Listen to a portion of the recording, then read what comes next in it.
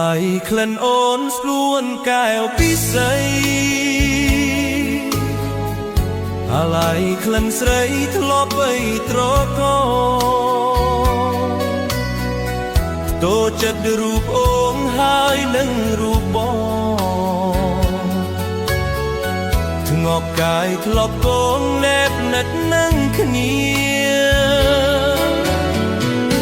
អាឡ័យក្លិនអូនគឺក្លិននារីក្លិននោះគ្មានពីរគឺក្លិននួនល្អ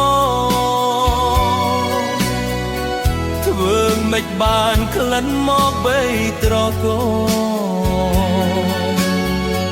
ថាប់ថែមុនអងស្មែស្នងដង